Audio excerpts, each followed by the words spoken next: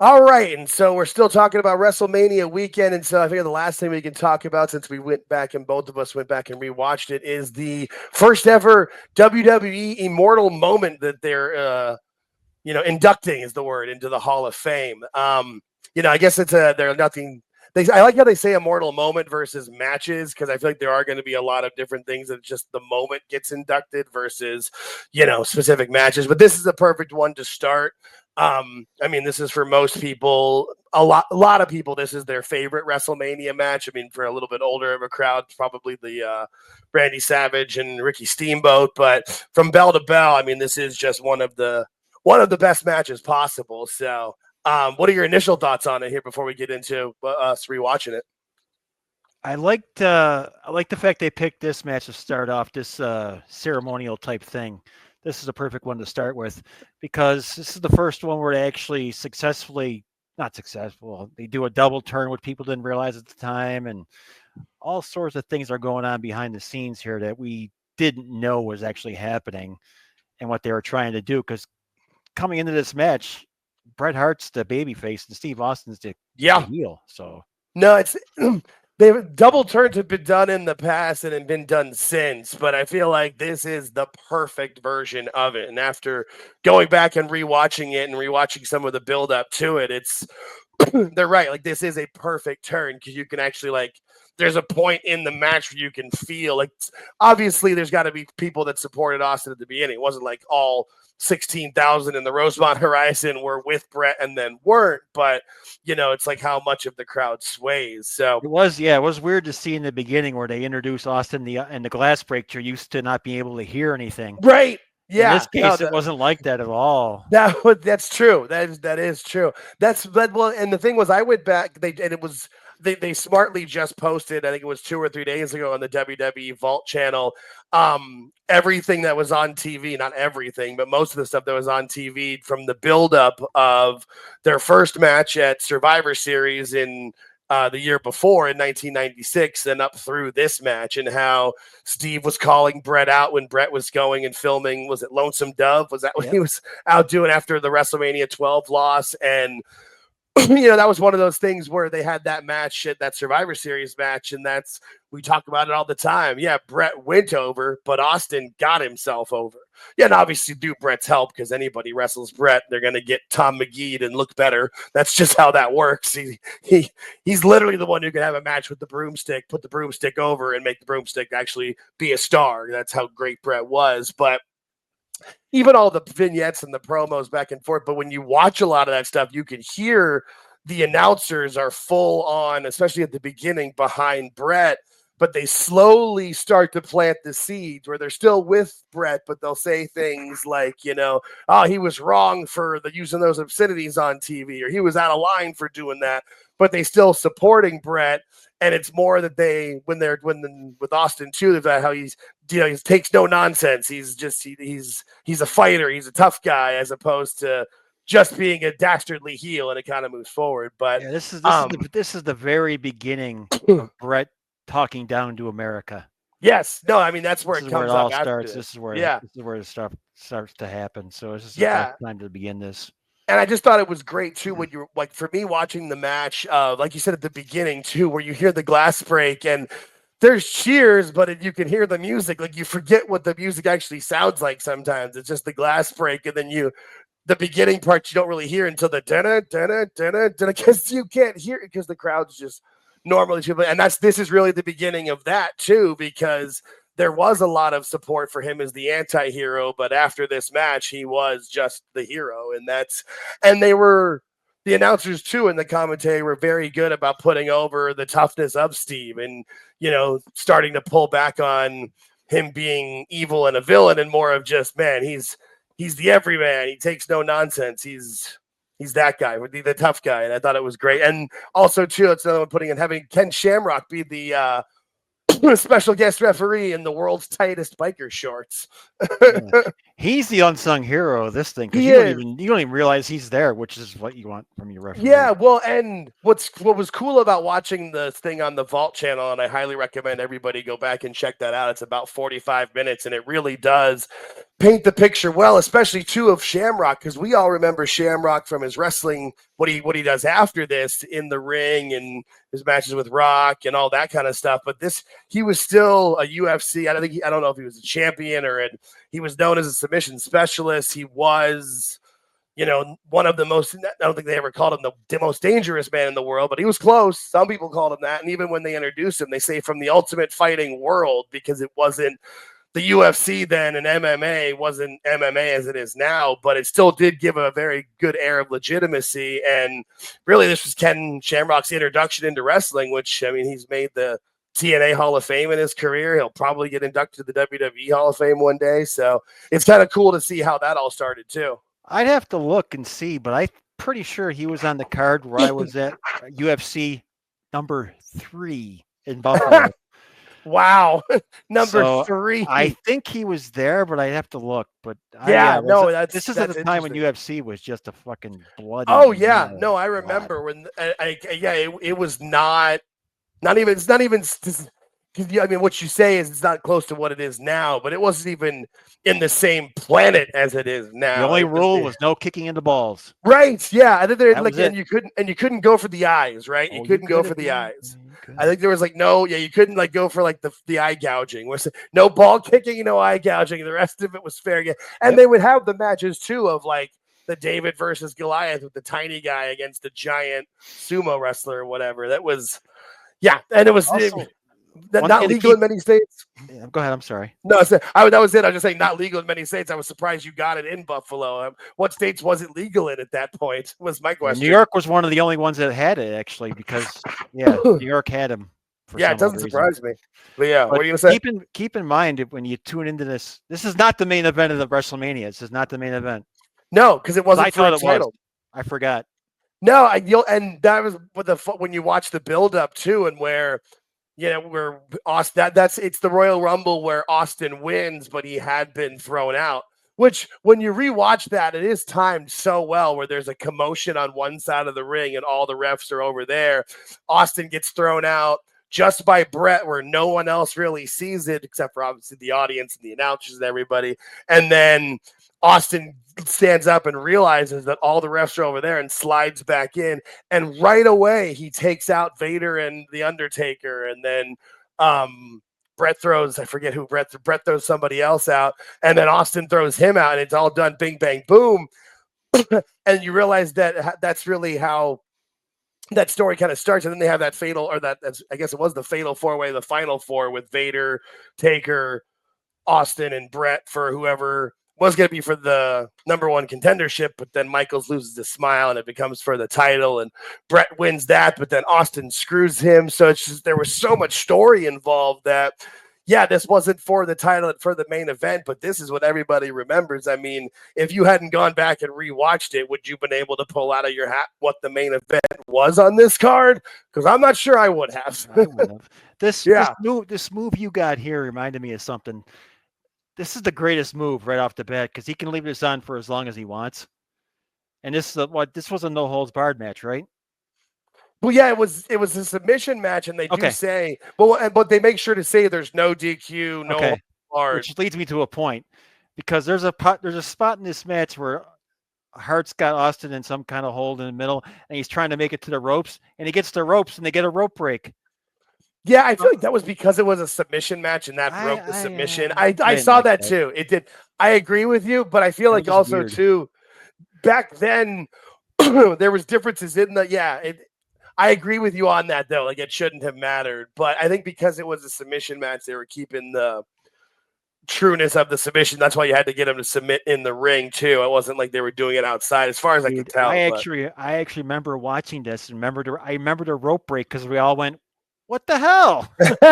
That's funny. I remember everyone yelling at the same time because that's what I also put this picture up for Bret because one of the things that he talks about with the Goldberg situation when he's that goddamn Bill Goldberg when he's bitching about that is that That's the people always talk about the sidekick, which is what gave Bret the concussion. But what started it is that he did this move to Goldberg, and if you look, Austin's holding his foot.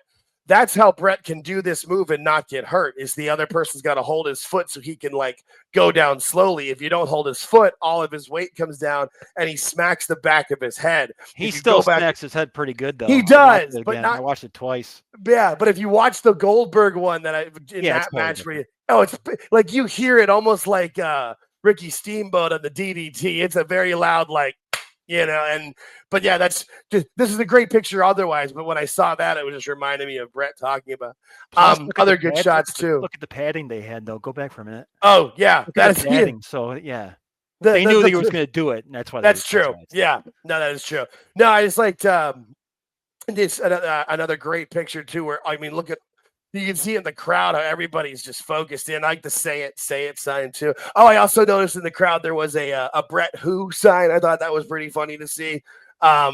Still going into where there was some Austin fans, but most people were there as Bret fans, at least during the match. But you can see it kind of happening where Bret, like he's the one who grabs the chair first and he starts grab the bell first. He's healing. Yeah, that's true. He forgot about the bell. Yeah. Yeah, no. What I also loved about this match too, what I meant to say too at the beginning was they just started fighting in this match. Like right when the bell rang, like Austin runs at him and they start beating each other up. There's no lock up or dancing around or posing or milking the crowd. Like it's just a fight, and that's something that. Sometimes when they have those blood feuds in any wrestling, and then it starts with the lockup. Like, if I see you anywhere, it's on sight. I'm going to tear you down. And then the bell rings, and you start with a collar and elbow tie up. Like, it's fine for most matches. Start. Yeah, exactly. And Austin just comes barreling at him, which also too, Austin. I mean, he's at a disadvantage with Bret being a submission specialist, so it makes total logical sense, which was also great too about the weapons and stuff that they use in this match, where when they use the bell or the chair or like Austin's got like an extension cord he's choking him with and stuff, like they're not pulling spiked bats out from under the ring or barbed wire stapled to a piece of plywood or whatever that we've seen. It all made sense there.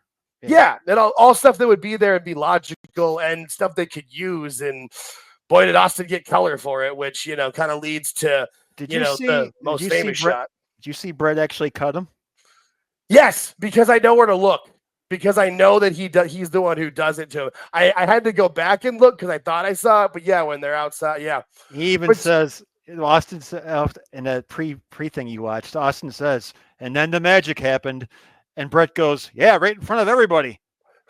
Right. Which it did, because you could see him going when he goes into the guardrail, and the announcers say, yep, he went into the guardrail head first, and then fucking Hart reaches in. You can see him do it. I mean, that's like the ultimate sign of like how much respect Bret has. Because I mean, if anybody that you would think isn't going to let somebody else get their color, it's going to be Steve. Like just of who he is, he wants to do things himself. He's a guy's guy. Like he always talked about how he usually drove by himself once he became to let Bret do it. That's trust of like, yeah, he can do it. If anybody can slice it, it's going to be Bret, and he nails it. And they didn't really.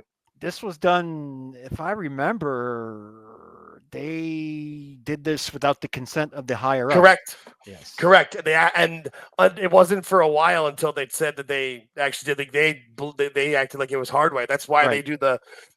That's why they do it where they do and make sure that he like headbutts the pole too. And even in the commentary, you can hear Vince say, "This doesn't usually happen for us." Like he tried at least twice. He makes a mention that this is irregular for them, trying to make sure like we're family friendly still. Like that's. Yep.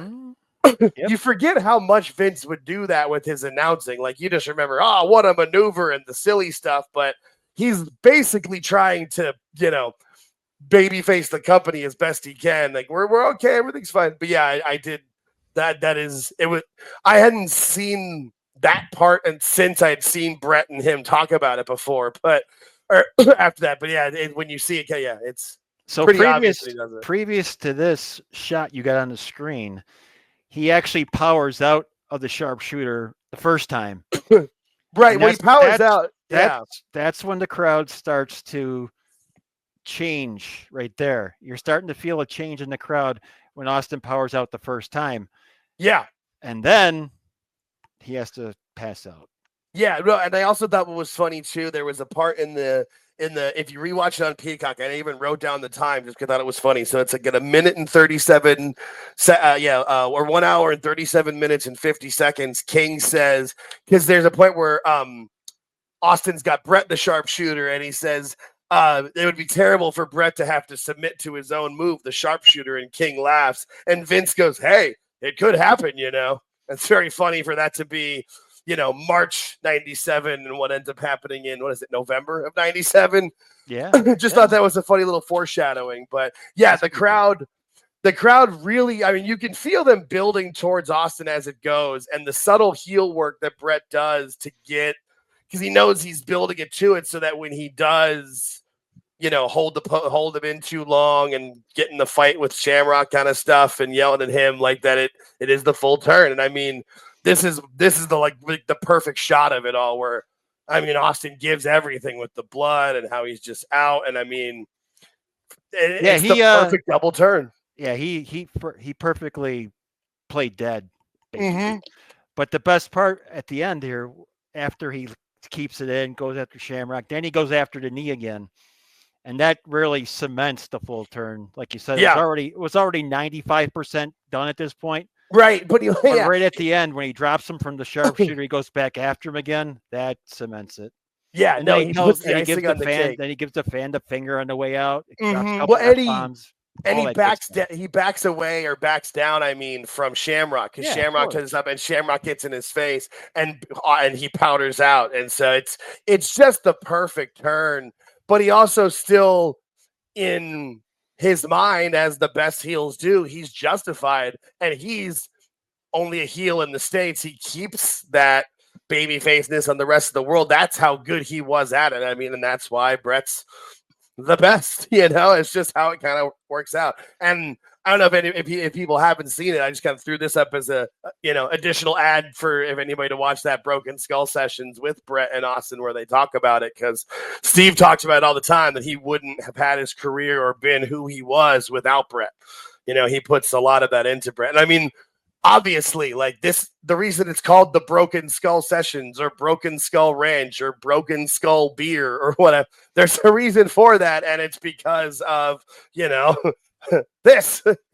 So it's just cool to see, and I'm glad we went back and rewatched that, and I definitely think that's something everyone should do, especially if they're going to be putting these iconic moments into the Hall of Fame. Go back and rewatch them. It's the content's right there. It's on Peacock or Netflix or YouTube, however you can get it, but it's definitely worth watching, and I'm glad we went back and rewatched it. I had a lot more fun than I thought I would, and yeah, you can see why that era was so hot. I mean, everything made sense. It was logical. There was still, kayfabe's pretty dead at that point, true, but it's there enough where it works and the guys believe it. And man, that crowd was hot the entire time. It was interesting to watch, just from my point of view, having watched it the first time live and then seeing it again through different eyes. It was a lot of fun. I enjoyed it. Yeah, no, it was fun. Cool. I remember watching it live, but I'm also would have been 13, 14 at the time. So, you're watching it I was watching it as a much different type of fan than I am now. And, it's one of those things too, where I didn't care as much about a lot of the technical sides to it or seeing, but just, it was watching it now through the eyes that I have as a modern fan. It really, really did sell it for me. And I'm glad to see them going into the Hall of Fame for that. And to tie it back into WrestleMania, I think that does lead to where when Rock comes out, that Austin's there, and we can get that Steve Austin giving the Rock a stunner at Mania moment that everybody will love. And since the Mania tickets are costing a literal arm and a leg, that would be a nice thing for the fans to see and send them home happy, since they're paying $600 a ticket or whatever it is. Hey, and if you're interested in us doing any classic matches, like yes, review them, because reviews seem to do well for us. So let us know in the comment section, and I'll be happy to watch anything. Yeah, especially if there's something specific or like a specific match or a show or something. I mean, we could even get to a point. No, I'll watch it. Yeah, I was thinking like Rumble '92, of making the whole Rumble match. Different things I'm happy. Yeah, let us know. I like to see what people enjoy as well. Is there different maybe some things that are less popular too. Like we're ready to, well, we're happy to at least talk about it. So